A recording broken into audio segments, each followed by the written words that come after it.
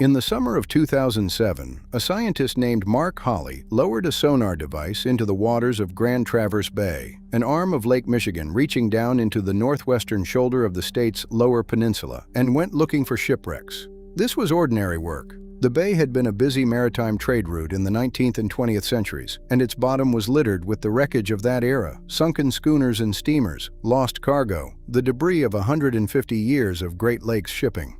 Hawley was one of only a handful of trained underwater archaeologists in the entire United States, with a doctorate earned in Scotland, and he had spent 2 decades scanning the floors of the Great Lakes.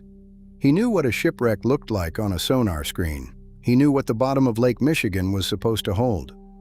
What came back on the screen that day was not a shipwreck. About 40 feet below the surface, the sonar traced a line of stones. Not a random scatter of glacial rocks, which the bottom of any Great Lakes bay has in abundance, but a line, a deliberate-looking arrangement of boulders running across the lake bed, and when Hawley followed it, it kept going and going. The line of stones stretched for more than a mile. The stones themselves ranged in size from about that of a basketball to some as large as a compact car, and their placement, their alignment, the sheer linear intentionality of them, did not look like anything the retreating glaciers would have left behind. It looked like something someone had built.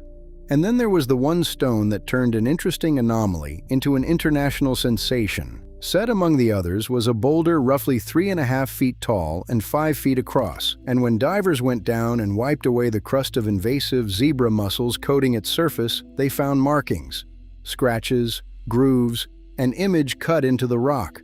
And the image, viewed as a whole, appeared to show the outline of an animal: a hump, a back, a head, a trunk, a tusk, a triangular ear.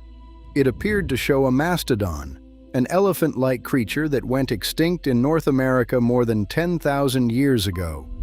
A mile-long line of deliberately placed stones, 40 feet underwater, with a carving of an Ice Age animal on one of them, at the bottom of Lake Michigan. If it was what it appeared to be, it should not have been able to exist. Because for a human being to have carved a mastodon on that rock, and for other humans to have arranged that mile of stones, the entire site had to have been built on dry land before Lake Michigan existed in its current form, by people living in the Great Lakes region thousands of years earlier than the tidy version of North American prehistory comfortably allowed. The press seized on it immediately and gave it a name that would follow it forever: Michigan's Stonehenge.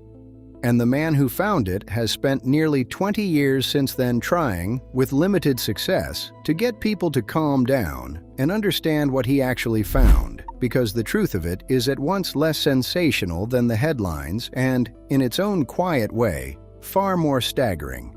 To understand why a line of stones under Lake Michigan matters, and why it genuinely should not exist according to the standard picture, you have to understand what that lake bed was 9,000 years ago, and you have to set aside almost everything the internet has told you about this site. Start with the hardest fact first, the one the sensational coverage keeps burying. The man who discovered it does not call it Stonehenge, does not want it called Stonehenge, and has repeatedly and publicly said that much of what circulates about it is simply wrong. Mark Hawley has been blunt about this.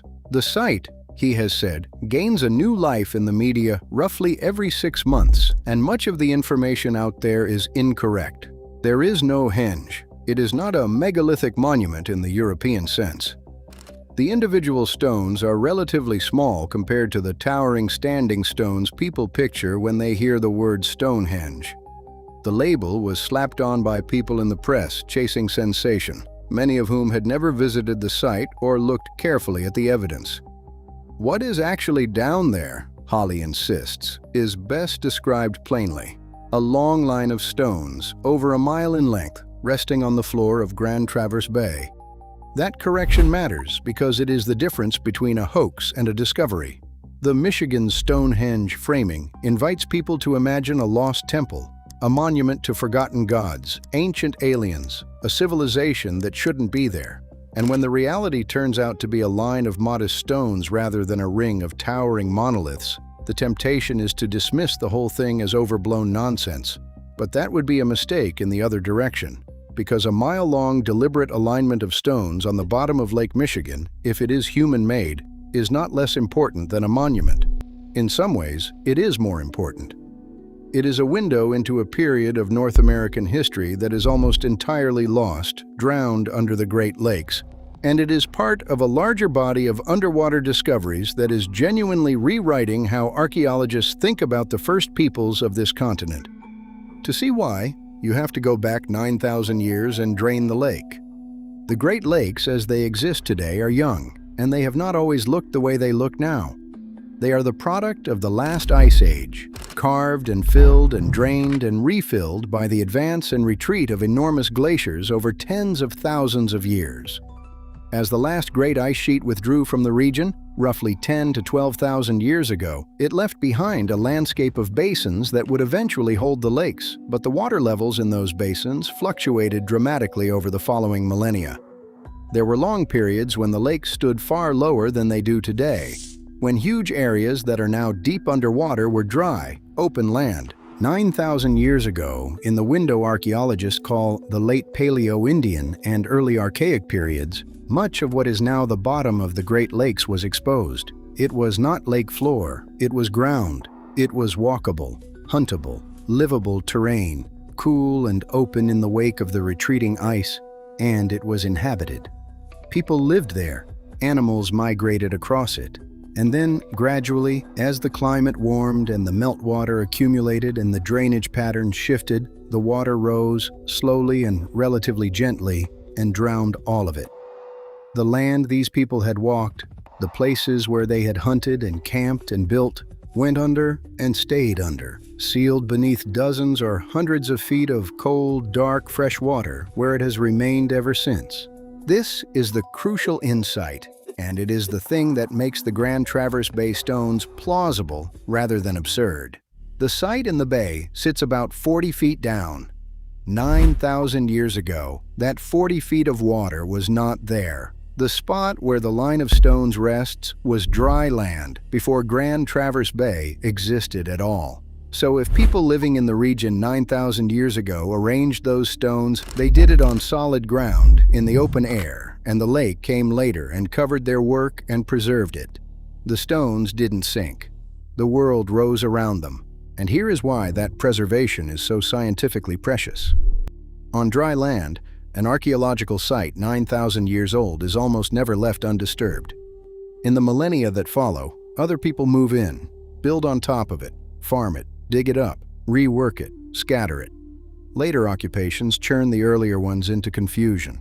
But a site that gets drowned and sealed under a lake is frozen. No one moves in on top of it. No farmer plows it. No later village builds over it. It sits exactly as it was left, in cold water that in some cases is remarkably free of the sediment and decay that would destroy it, preserved with a fidelity that terrestrial archaeology can almost never match. The bottoms of the Great Lakes are, in this sense, one of the greatest untouched archaeological archives on the continent, holding a version of the deep human past that has been erased almost everywhere else.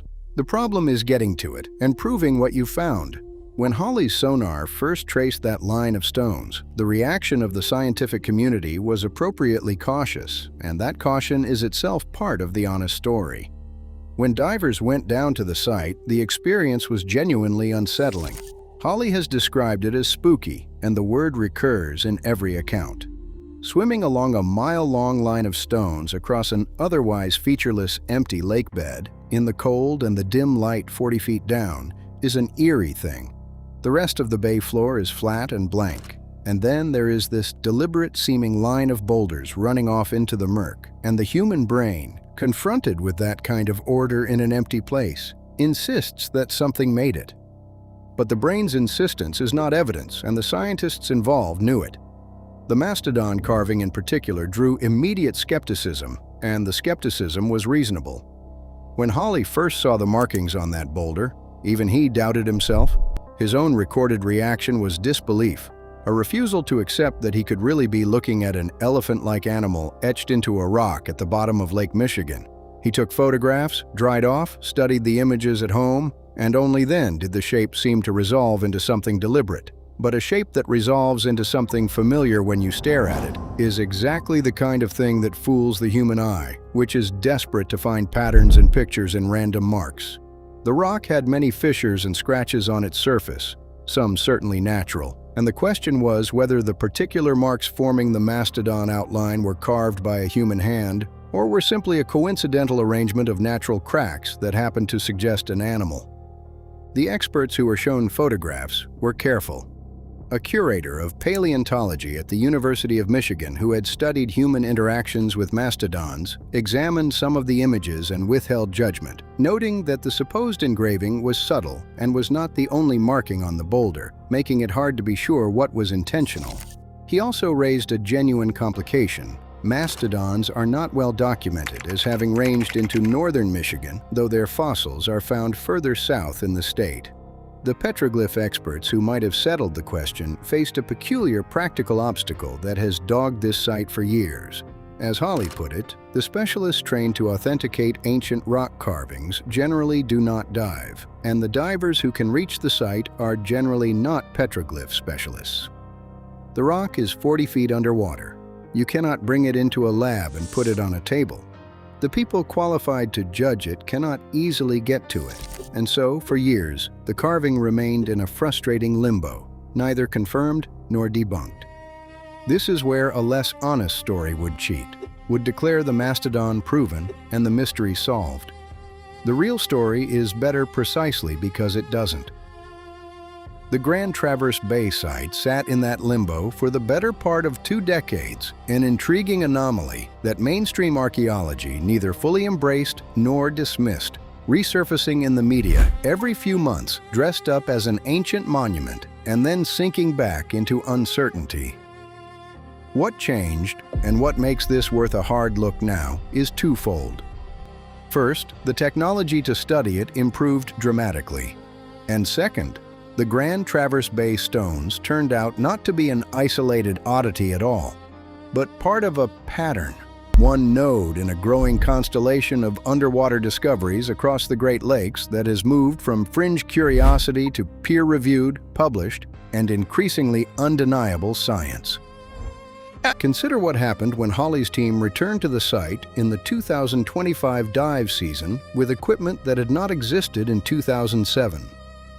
Instead of the relatively crude side-scan sonar images of the original discovery, they brought multi-beam sonar, sub-bottom profiling, and remotely operated vehicles carrying high-resolution 4K cameras and photogrammetry rigs capable of building detailed three-dimensional models of the lakebed.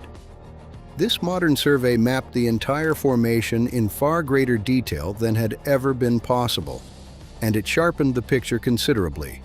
The mapping documented the serpentine line of stones running for more than a mile, and it identified within that line 2 concentric rings of granite, roughly 40 feet and 20 feet across, connected to the larger alignment. And it took a far better look at the table-sized boulder in the inner ring bearing the mastodon relief, an image about 1 meter high on the stone. The reason the mastodon matters so much is a piece of logic worth spelling out because it is the hinge of the entire argument. Mastodons vanished from North America more than 11,000 years ago.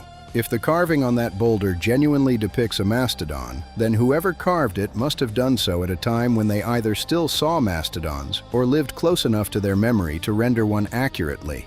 That places the carving, and by extension, the construction of the stone array around it, at roughly 9,000 years ago, in that narrow window after the Ice Age ended, but while the lakebed was still dry. The carving functions, in the language of archaeology, as a terminus post quem, a marker that anchors the site's age.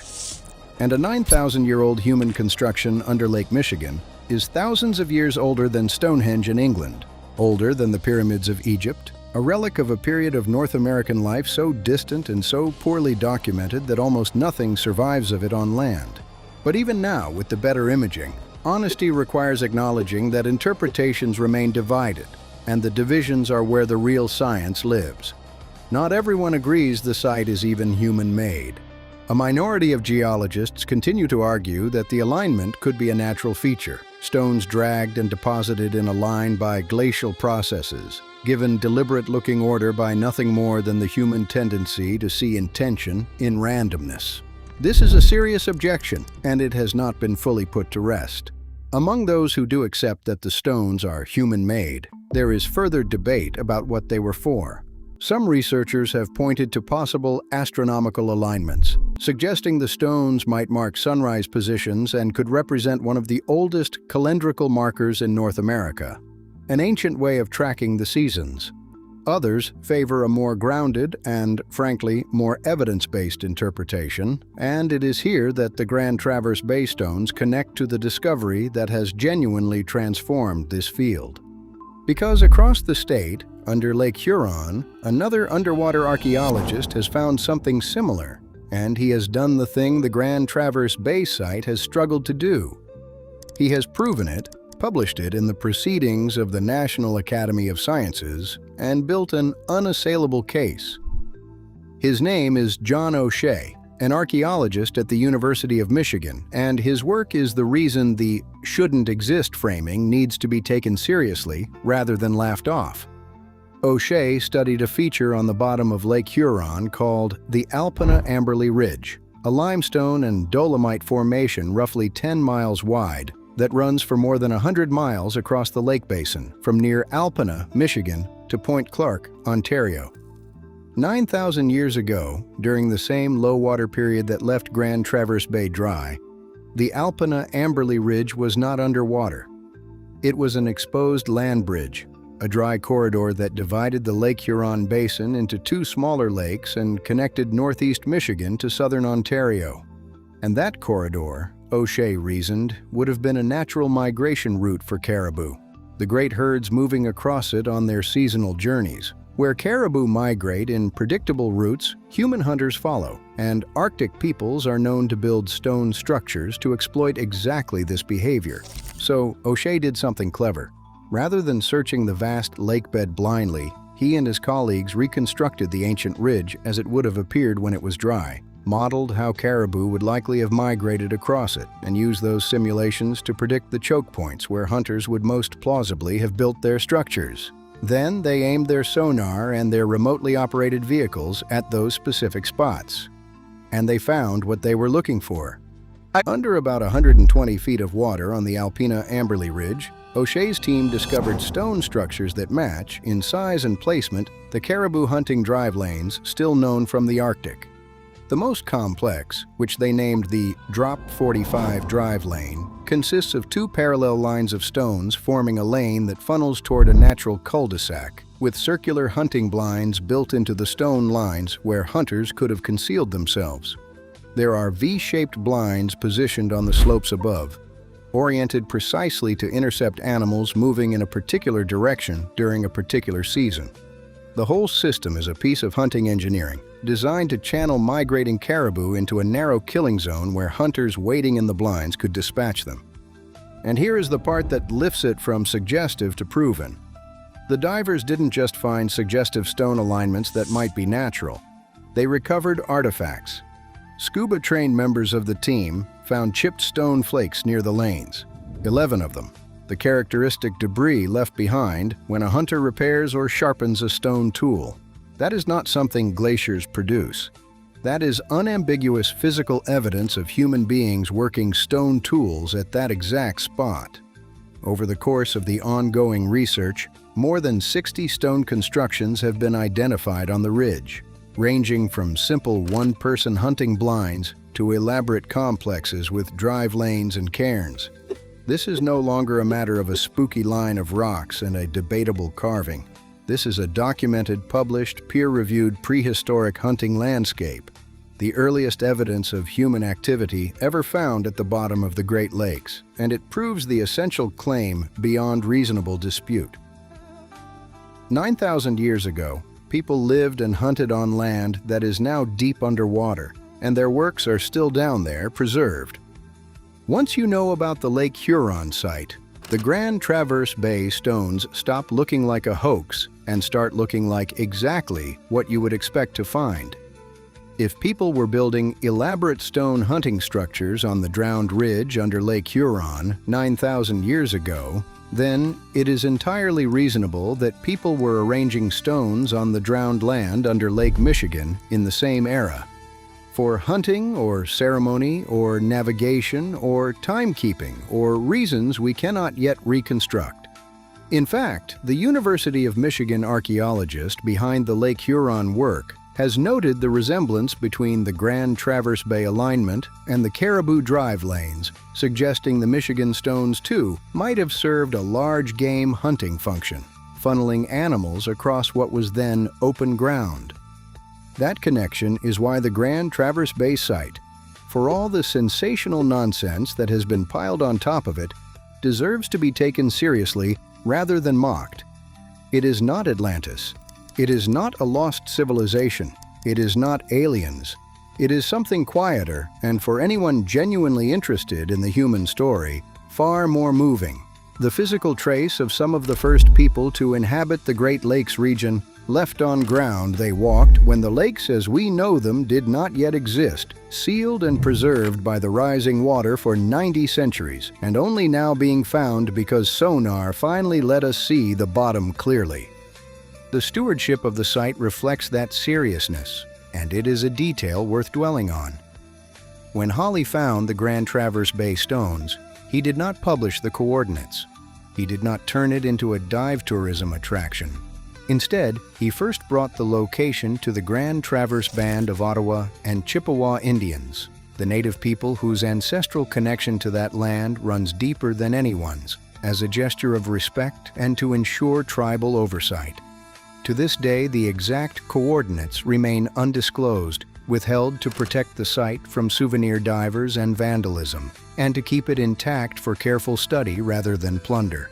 This is the opposite of how a hoaxer behaves. A hoaxer wants attention, crowds, coordinates, spectacle. The people handling this site have deliberately kept it obscure and protected, precisely because they believe it is real and irreplaceable. So what, in the end, did sonar actually find under Lake Michigan? It found a mile-long line of deliberately placed stones, including 2 concentric rings, resting 40 feet underwater on ground that was dry 9,000 years ago, with what appears to be a mastodon carved into one of the boulders. It found something that, by the comfortable old timeline of North American prehistory, sits at the very edge of what should be possible, a human construction from a period we know almost nothing about, drowned and preserved beneath one of the Great Lakes. Whether every element is confirmed, the carving fully authenticated, the astronomical alignments proven, the exact purpose established, remains genuinely open. And the honest answer is that the Grand Traverse Bay site is still not fully resolved. It flickers in and out of the news, studied slowly, hampered by the depth and the difficulty and the shortage of experts who can both dive and read ancient stone. But it does not stand alone anymore, and that is what changed everything. It stands beside the proven, published, artifact-yielding hunting structures of the Alpena-Amberley Ridge under Lake Huron, and together they point to a single extraordinary conclusion that mainstream science now accepts. The bottoms of the Great Lakes hold a lost world, a drowned landscape where some of the earliest inhabitants of North America lived, hunted, and built, thousands of years before the pyramids, on ground the water later swallowed whole. Most of that world has never been surveyed. The lakes are vast, the drowned land beneath them enormous, and the tools to search it thoroughly have existed for only a handful of years. What has been found so far, a line of stones in one bay, 60-some structures on one ridge, is almost certainly a tiny fraction of what remains down there in the cold and the dark, sealed and waiting. The things sonar found under Lake Michigan should not exist, according to the story we used to tell ourselves about how old human life in the Great Lakes region is and how much of its record could possibly survive. That is exactly why it matters. It exists anyway. And it is very likely not alone. If this kind of story stays with you, the drowned prehistoric world beneath the Great Lakes and the sonar that is only beginning to reveal it, there is far more below the surface than any single video can hold. There is the Alpena-Amberley Ridge under Lake Huron, where published research has mapped an entire 9,000-year-old caribou hunting landscape complete with recovered stone tools. There is the ongoing effort, now using artificial intelligence to model ancient migrations, to locate the many more sites believed to lie undiscovered on that drowned ridge. And there is the deeper question the Great Lakes keep raising, of how much of the earliest human history of North America is not lost at all, but simply underwater, waiting for the next sonar pass. Tell us which of those depths to descend into next.